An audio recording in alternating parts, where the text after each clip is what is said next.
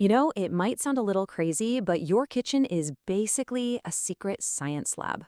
I'm serious. Some of the most fascinating chemistry on the planet happens right there on your countertop, totally hidden in plain sight. So let's dive in and see what's really going on. Okay, think about this for a second. You've got whipped cream. It's light, it's airy.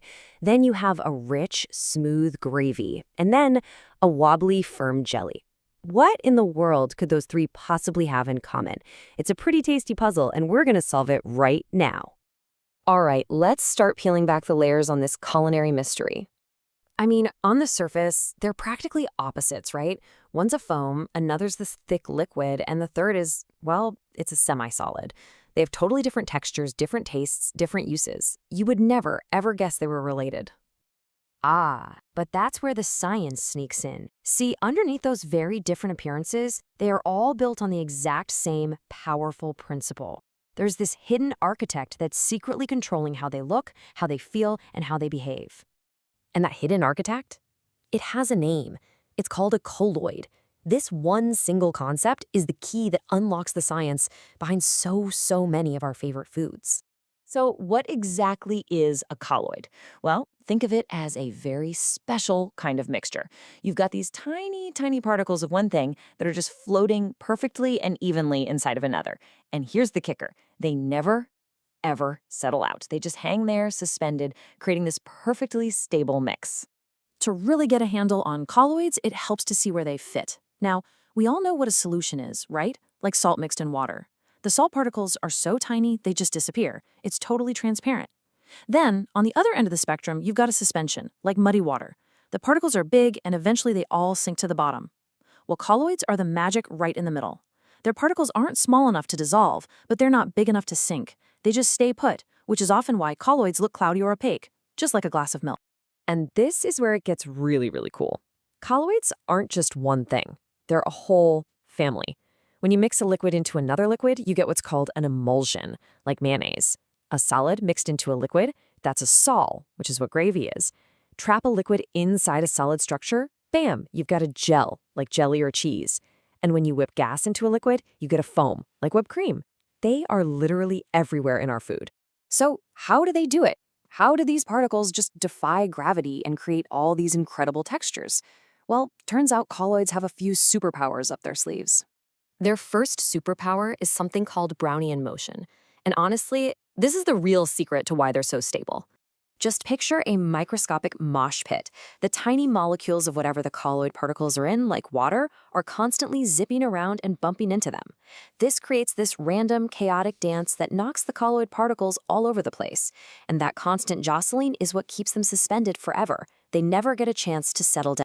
All right, the next superpower is what gives colloids their signature look. It's called the Tyndall effect, and it's all about how they play with light. You've definitely seen this. Think about a single beam of sunlight cutting through a dusty room. You can actually see the beam, right? That's because the little dust particles are scattering the light. Well, colloid particles do the exact same thing. Their size is just perfect for scattering light, which is why milk is white and opaque instead of clear like water. And finally, we have what might be the most important superpower of all: personal force fields. This is the trick that keeps all the particles from just clumping up and ruining the whole thing. So get this. Each tiny little particle in a colloid has a slight electrical charge. And since they all have the same charge, say they're all negative, they're constantly pushing each other away. It's just like trying to force the same ends of two magnets together. This constant repulsion is what keeps them all perfectly spaced out and makes the mixture so incredibly stable. But what happens if you turn those force fields off? Well, that's when you get something called coagulation. And you've probably done this yourself without even thinking about it.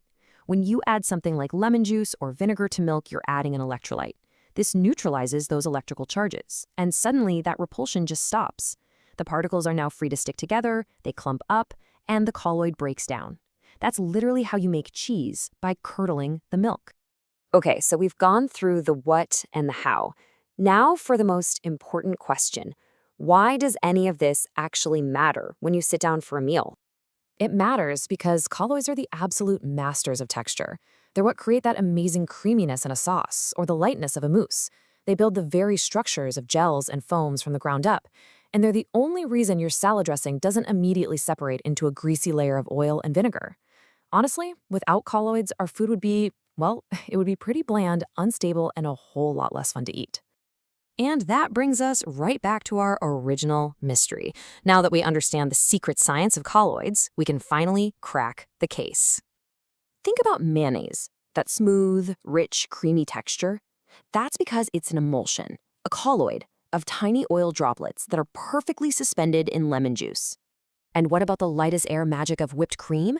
You guessed it, it's a foam, a colloid, made by trapping millions of tiny air bubbles inside a liquid. And that signature wobble of jelly, that's all thanks to it being a gel, a liquid that's been trapped inside a solid structure. So there you have it.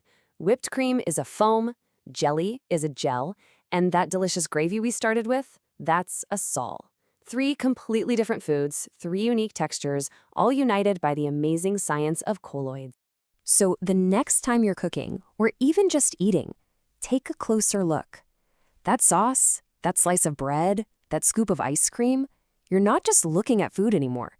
You're looking at a masterpiece of colloidal science. What other hidden architects are you going to discover on your plate?